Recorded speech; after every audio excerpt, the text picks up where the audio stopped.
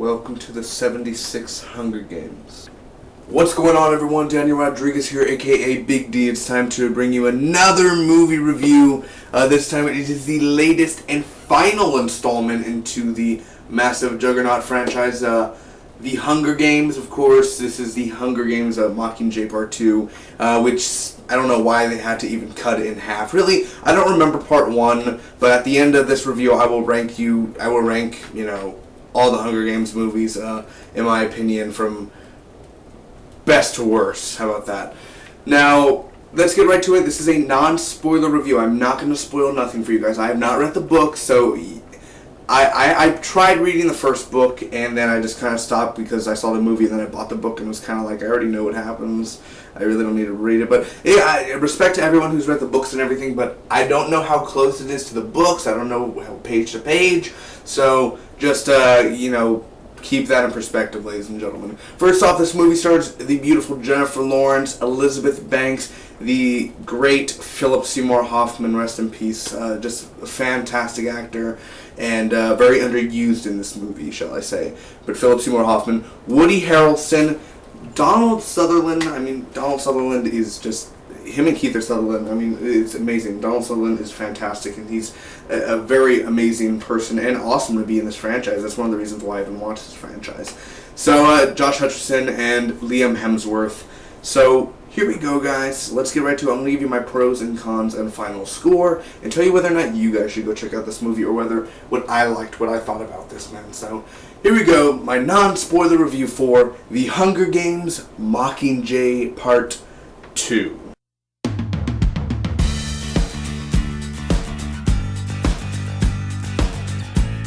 Alright, real quick fun fact for you guys. This movie has a budget of $150 to $160 million.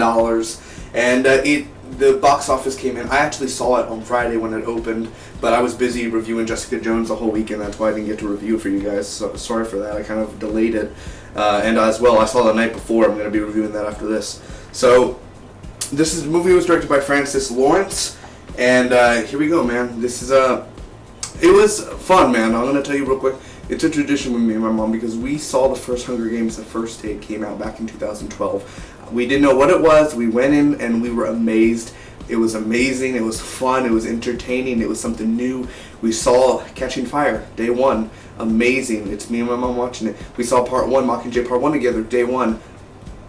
And then we saw this one, day one on Friday.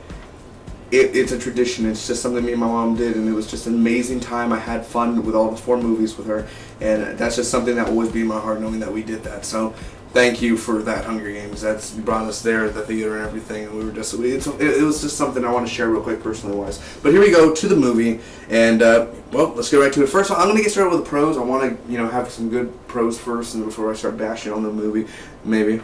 So first off, the action really is what I got to talk about. The action scenes work very well for me. I know some people didn't like the action, but for me, I really enjoyed it because the music. This action in here, it gets you like that, where it kind of it's a fast-paced action. It is a slow movie, but when we get to the action, the music rises it up. And without the music, it would just be kind of like people running and everything. But the music is really what builds it up, man. The orchestra, the original score for this movie, is fantastic. Now it's not memorable, obviously, in front of me, but when you're watching it, it's like it works very well. The action scenes are really fun, especially. I didn't see it in IMAX. I saw it on regular, but for sure IMAX would be worth it for the action, but not for the slow parts. It'd be a waste of money for IMAX technically. But seriously, the action was awesome. It was fun. I don't remember Part 1, Mockingjay Part 1. I really don't remember it. All I remember is Peeta, blah, blah, blah. He's like the Winter Soldier now, going against Katniss. That's all I remember, and I kind of forgot. So this action in here was more memorable. It's more fun. It's more entertaining, and it definitely looks stunning at times, and you're kind of scared for the cast. Your heart beats because without spoiling the movie, one word that I could describe about this whole movie, Mockingjay Part 2, the one word I could describe it with is death. Death is what I could describe it with. The Jennifer Lawrence do Katniss, she's amazing in here, as always. Usually last movies they kind of just do whatever they want, but here she is Katniss Everdeen, dude. I always forget because I don't rewatch the Hunger Games movies. I saw Hunger Games way back in 2012. Never seen it since. Never seen Catching Fire ever since 2013. I don't rewatch them until like later on, years later. So seeing that Katniss Everdeen, I've seen her grow from 2012 to now, dude. I mean, it is crazy where she's gone from her district to a Mockingjay, a leading person in the world. I mean, it's really, really, really crazy, and time goes by super, super quick, man. But Jennifer Lawrence was fantastic in here as well, man. She's awesome. She's awesome in here, man. She definitely gives a performance. Nothing Oscar-wise or anything, but definitely for sure Katniss Everdeen, likable character, likable person. The effects in here as well worked great. The CGI was awesome. Nothing wrong with the CGI. I was impressed with the effects sometimes. Sometimes there's these monsters in here. That's all I'll say if you read the books and all that or seen the trailers. There's monsters in here. They were not needed, but yet again, there was a huge action scene with them that worked out pretty well, man. That's all I'll say. The cinematography and the directing is one thing that I walked out. When I walked out of this movie, I thought about the cinematography, the shots, Katniss and people are around her, and it doesn't go a full 360. The camera doesn't go 360. It kind of goes like a three quarters of a circle. You know what I mean? Like it doesn't go full 360, you know what I mean? Like it turns, and then it goes back, but it's not halfway. It goes like more than halfway, and I love that, dude. I love the directing here. I think Francis Lawrence directed I think he's directed some Hunger Games in there. Excuse me if I don't know that. But he is awesome, man. The directing was awesome. There's not one single shot that I hate in this movie. I think every shot definitely has a unique taste to it. It is a dark movie. There's not that much sunshine in here. There's not that much laughter. But there are moments where it is cute between Katniss and her sister or friends together, man. You know, because it's kind of like the last supper and all that, man. So it definitely is interesting, man, like I said. Donald Sutherland... President Snow, fantastic. He is amazing, man. I think Donald Sutherland put on an awesome performance in here. He's creepy. He's funny. It's an honor to have watched him from Hunger Games 1 all the way to the final one. So, the wedding scene. I'm not going to tell you who the wedding is for. It's not for Katniss and Peeta, just saying. That's not, but there's a wedding in here towards the beginning, and that was probably the only happy moment throughout the episode. It was the only happy, smiling moment because everyone was just so happy. And there's a part, this ain't a spoiler really, Katniss and her sister Pam, I think her name's Pam, right? Or she holds each other and they start dancing and then they hug each other. And at that moment I was getting teary because I'm thinking to myself, look how big they've grown, look at them, man. We've been here 4 movies, man, in this theater, watching these people grow and watching these people change, and from little kids. And I volunteers tribute. Mind you, she wasn't a little kid, but I volunteers tribute to just a big icon, man. So imagine, man, just imagine that. It's not just, this is life here, man. Not life as in like my life really matters to that, but still, it's definitely, it's amazing to see people change and grow and mature. And that's what I loved about that scene, man. The wedding scene is a very key scene for me, so that's all I'll say about that. The only cons we have here, I didn't like the ending. I could tell why people think it's a satisfying ending. It is a satisfying ending, but for me, it's kind of that cliched ending, you know what I mean? Like that cliched, wow, like, of course, that would happen, you know what I mean? Like, that was predictable. You could have just, yeah. So the ending for me was, because the ending, the last 10 minutes of the movie literally were a bunch of endings. I felt like they didn't know what to end it on. There were literally parts where it was like that, like a bow, and then it just goes dark, and you think it's over, and then it goes to another scene, and then it goes total dark, and then it goes to another scene, and then you think it's over, and then it goes to another. That's how it went over and over and over again towards the end of the movie. The ending, felt like there were a bunch of endings that they didn't know what to do with it. That they probably didn't want to delete them and put them all in there. The opening is very slow, man. The first 20-30 minutes definitely do have you snoozing. You think it's going to open that up really huge, and it opens up interesting, but then it just loses you, and you're just, until that first action scene is what really, boom, you know, it opens up with a boom, baby, that action scene. So let me just tell you that much. It gets you at a surprise. There's not much Philip Seymour Hoffman. There's not much Woody Harrelson. There's not much of Elizabeth Banks. That is a problem. For one thing, real quick, I just want to say, out of the all seriousness, and it is serious, everything I'm talking about, but for real, I was angry because at the end of the movie, they didn't put in memory of Philip Seymour Hoffman. Now, mind you, they did do that for Mockingjay Part 1, but they should have done it for Part 2. He was in this movie. He filmed most of this movie. And it's his last movie. Put in memory of Philip Seymour Hoffman. You didn't do that. Why didn't you do that? So you did it for the first one. Put it on this one too. This was his final movie he performed in. Why don't you just do it? Just put in memory of Philip Seymour Hoffman. It would have been that simple.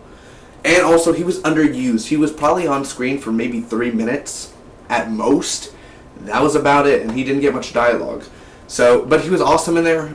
But I wish we could have seen him a little bit more, man. But God bless Philip Seymour Hoffman. Amazing. Woody Harrelson was probably like 6 minutes in here, 7 minutes at most. He wasn't even here that long. Elizabeth Banks was barely in there for like less than 2 minutes on screen. So, yeah. I'm very shocked about that. Gwendolyn Christie was in this movie for one scene, and that's it. Why would you get Gwendolyn Christie from Game of Thrones? Why couldn't you just get some unknown actor? Why would you get Gwendolyn Christie? She is amazing. She's Captain Phasma in Star Wars. You do not just grab Gwendolyn Christie, an awesome actress, just to be in one scene. That was stupid, honestly. They don't go back to characters or certain events. There's certain events that happen in this movie and certain characters, and they never go back to it. There are a lot of plot holes. Once you see the wider picture, there are a lot of plot holes in this movie, man. Also, where's Snow's granddaughter? They never, like, Snow had a granddaughter and everything, but where is she? They mention her, but they never ever say where she went, what happened to her? Where does she go? You never see Snow with his granddaughter ever, so what happened to her? Also, some characters randomly show up. There's a character that shows up towards the end of the movie that helps someone. Let me just say that much. Who are you? Oh, you're this person? Am I supposed to know you from like 2 movies ago? Because I don't. You look different. Like, you know what I mean? Like, who are you? That they don't. It's random. It's like, who are you, man? I don't know you. So that's kind of got me pissed off there, where they don't really explain as much, man. And it's predictable. It's a very, very predictable movie at times. Now, it's not 100% predictable, but like 80% of it is predictable, for sure. But again, the pros, the action, the music, Jennifer Lawrence, the acting in general was good. Liam Hemsworth kind of but that's, he's alright. Donald Sutherland, the cinematography, the directing, and the wedding scene were just all fantastic there, guys. So, that's it, man. I'm going to give you my final score right now, but also Natalie Dormer was in this movie, and, God, Natalie Dormer. I love the way that her hair is shaved in there. I'm just like, yeah, Christy back. Anyway, I'm going to end up giving the Hunger Games Mockingjay Part 2 a 7.6 out of a 10. I think it had good moments. I think it was a good movie. Thinking of it as an action movie alone, it's a good movie. But when you back up and see the whole movie itself, it's an okay movie. It's okay, guys, but is it worth watching, seeing in theaters? Yes, it is. If you're a Hunger Games fan, and if you have not seen this movie, what are you doing? Go see this movie, man. I don't know. I can't recommend IMAX. I didn't see it in IMAX. All I could recommend is seeing it just regularly in the theater. It should be seen on the big screen, because if you see it on the small screen, come on now. It's the final installment. Make history. Be a part of history. Watch it on the big screen, guys. Thanks so much for watching. I hope all of you guys enjoyed. Again, 7.6 out of a 10, The Hunger Games Mockingjay Part 2. I want to thank each and every one of you for watching.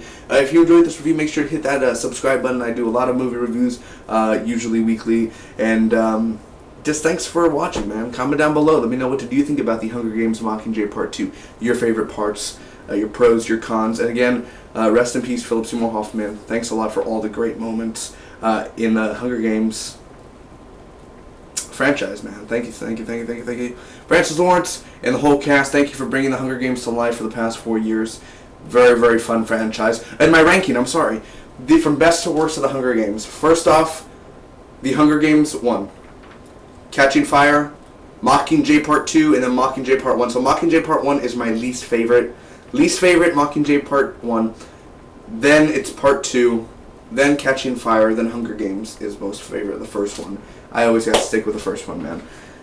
See you all later, guys. Make sure you hit the subscribe button, share, like, you know the deal. Spot be with you always. Happy Thanksgiving. See you around.